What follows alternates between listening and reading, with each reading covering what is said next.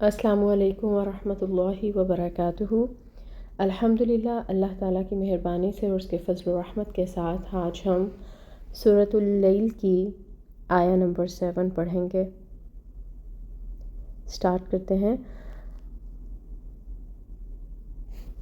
الحمدللہ رب العالمین، الصلاۃ والسلام علی اشرف الانبیاء والمرسلین وعلی آلہ وصحبہ اجمعین، اما بعد، فاعوذ باللہ من الشیطان الرجیم، بسم اللہ الرحمن الرحیم۔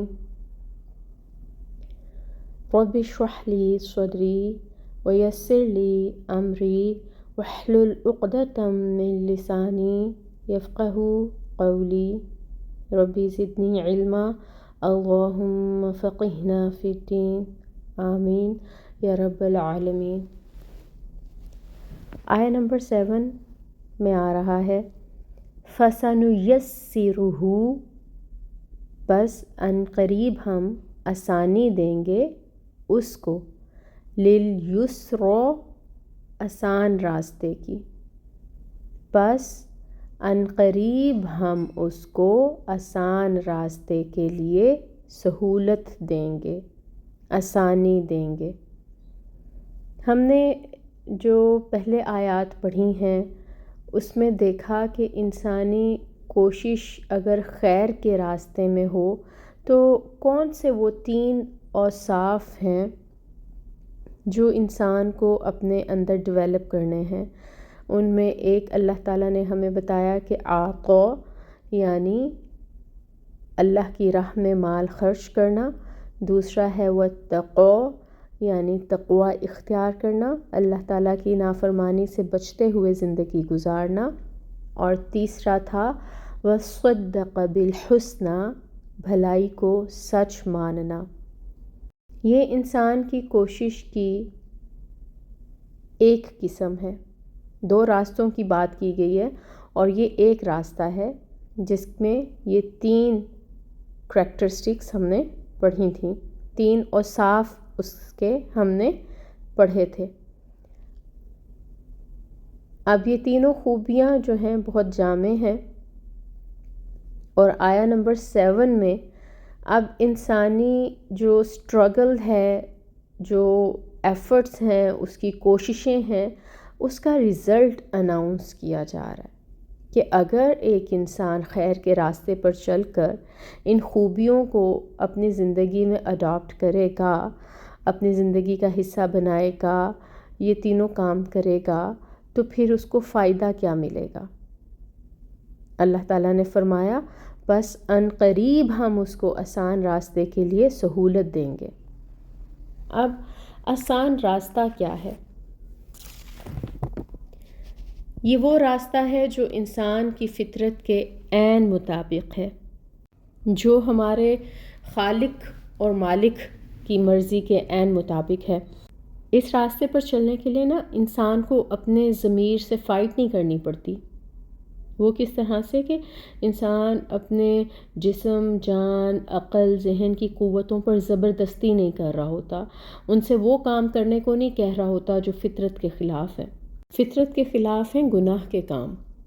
تو جو نیکی کا راستہ ہے، جو بھلائی کا راستہ ہے، جو خیر کا راستہ ہے، وہ سیدھا راستہ ہے، آسان راستہ ہے، اس میں ٹیڑھ میڑھ نہیں ہے، اور یہ وہ راستہ ہے جو آپ کو اپنے خالق کے ساتھ جا ملاتا ہے۔ سورہ نحل آیہ نمبر 97 میں آتا ہے من عمل صالحا من ذکر او انثی وهو مؤمن فلنحیینہ حیاتا طیبہ، جو شخص بھی نیک عمل کرے، خواہ مرد ہو یا عورت، بشرطے کہ وہ مومن ہو، تو ہم اسے پاکیزہ زندگی بسر کرائیں گے۔ وَلَنَجْزِيَنَّهُمْ أَجْرَهُمْ بِأَحْسَنِ مَا كَانُوا يَعْمَلُونَ، اور آخرت میں ان کے بہترین اعمال کے مطابق انہیں ان کا اجر عطا کریں گے۔ ان سب کاموں کے رزلٹ جو ہیں وہ صرف دنیا تک محدود نہیں ہیں، ٹیمپریری نہیں ہے۔ دنیا تو ٹیمپریری ہے اور اس میں موجود ہر چیز جو ہے وہ فانی ہے، ٹیمپریری ہے، اس کو زوال ہے، لیکن جو یہ بہترین کام ہے، اس رستے پہ چلنے کا ریوارڈ ہے، وہ صرف دنیا میں انسان کو نہیں ملے گا بلکہ آخرت تک کے لیے ہوگا۔ دنیا میں بھی اس انسان کو سرور، راحت اور خوشی ملے گی، اور آخرت کا ریوارڈ تو ہے ہی پرماننٹ نا، اس کو تو زوال ہی نہیں ہے، آخرت میں بھی اس کے لیے بہترین کامیابی ہوگی۔ تو اللہ تعالیٰ نے ہمیں بتا دیا کہ خیر کے راستے پر چلنے کے لیے اللہ تعالیٰ جو ہیں وہ آسانی فراہم کریں گے۔ اب یہ جو سہولت اللہ تعالیٰ دیں گے اس راستے پر چلنے کے لیے، یہ کب ہوگا؟ جب کوئی انسان بھلائی کی تصدیق کر کے یہ فیصلہ کر لے گا اپنی ذات کے لیے کہ اس کو یہ راستہ فالو کرنا ہے، وہ یہ ڈیسیژن لے لے گا اپنی لائف میں کہ میرے لیے یہ والا راستہ ہے اور مجھے اس خیر کے راستے کو فالو کرنا ہے، اسی پر چلنا ہے، مالی احتیاط کرنا ہے، تقوی کے ساتھ زندگی بسر کرنی ہے، اللہ تعالیٰ کی اطاعت میں زندگی بسر کرنی ہے۔ اور جب وہ سوچنے کے بعد پریکٹیکل کرے گا، اپنے عمل سے یہ بات ثابت کر دے گا، تو پھر اللہ تعالیٰ کیا کریں گے؟ اللہ تعالیٰ اس کے لیے آسانی پیدا فرما دیں گے۔ یعنی پہلا قدم اس کو خود اٹھانا ہے، اس کو پروف کرنا ہے اپنے عمل کے ساتھ کہ اس نے اس خیر کے راستے کو چن لیا، اور پھر اللہ تعالیٰ اس کے لیے سہل کر دے گا تمام راستے۔ اب گناہ مشکل لگنے لگے گا اس کو، اور نیکی کرنا اس کے لیے آسان ہو جائے گا۔ یہ کیسے ہوگا؟ کہ اللہ تعالیٰ توفیق دیں گے، ٹھیک ہے؟ تو انسان کو کوشش کرنی ہوگی، پہلے فرسٹ سٹیپ لینا ہوگا، پھر اللہ تعالیٰ کی مدد بھی شامل حال ہوگی۔ اللہ تعالیٰ فرماتے ہیں، بخاری شریف میں آتا ہے 7:4-5 میں، کہ جب بندہ ایک ہاتھ میری طرف آتا ہے تو 10 ہاتھ میں اس کی طرف جاتا ہوں۔ جب بندہ اپنی محفل میں مجھے یاد کرتا ہے تو پھر میں اس کو اپنی محفل میں یاد کرتا ہوں۔ وہ چل کر آتا ہے تو میں دوڑ کر اس کی طرف جاتا ہوں۔ اب بات یہ ہے، شرط یہ ہے کہ پہلے بندہ اس کی طرف جائے، تو پھر جواب میں اللہ تعالیٰ اس سے بڑھ کر آگے آتے ہیں۔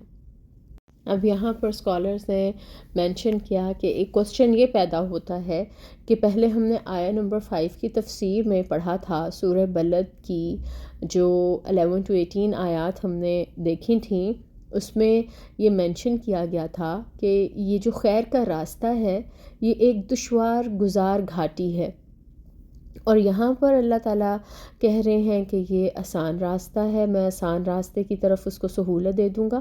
تو کیسے ان دونوں میں مطابقت کریں یا کیسے ریلیٹ کریں ان دونوں باتوں کو؟ تو اس کا آنسر اسکالرز نے اس طرح سے دیا کہ اس راستے کو اڈاپٹ کرنے سے پہلے یہ ایک دشوار گزار گھاٹی ہی ہے انسان کے لیے۔ کیوں؟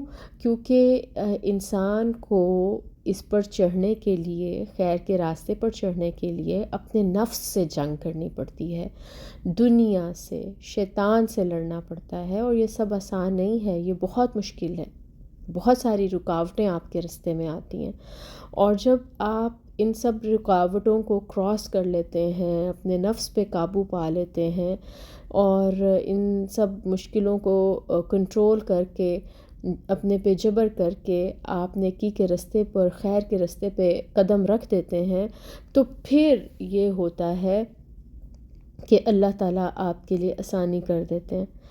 مطلب دنیا، شیطان، نفس آپ کو خیر کا راستہ مشکل بنا کے دکھا رہا ہوتا ہے، لیکن جب انسان بھلائی کی تصدیق کر دیتا ہے، اس پر چلنے کا عزم کر لیتا ہے، اور اپنا مال بھی اللہ کی راہ میں خرچ کرتا ہے، تقوی کے ساتھ زندگی گزارنے کے لیے حکمت عملی بھی بناتا ہے، اپنی زندگی میں سٹیپس بھی لیتا ہے، برائیوں سے بچنے کی کوشش بھی کر رہا ہے، تو اب جو ہے راستہ اس نے چوائس کر لیا، پریکٹیکلی اس نے اپنے قدم بھی بڑھا لیے۔ اب یہ جو گھاٹی پر چڑھنا اس کے لیے پہلے دشوار تھا نا، یہ اب اس کے لیے آسان ہو جائے گا، کیونکہ اس نے اپنا فرسٹ سٹیپ لے لیا۔ پھر اللہ تعالیٰ کی طرف سے مدد جو ہے وہ شامل حال ہو جاتی ہے، اور اللہ تعالیٰ اس کے لیے جو اس نے قدم بڑھایا ہے نیکی کے راستے پہ، اللہ تعالیٰ اس کے لیے اس راستے پر چلنا آسان فرما دیتے ہیں اپنی رحمت کے ساتھ۔ تو کوئی انسان بھی نیکی نہیں کر سکتا جب تک کہ اللہ تعالیٰ کی توفیق شامل حال نہ ہو۔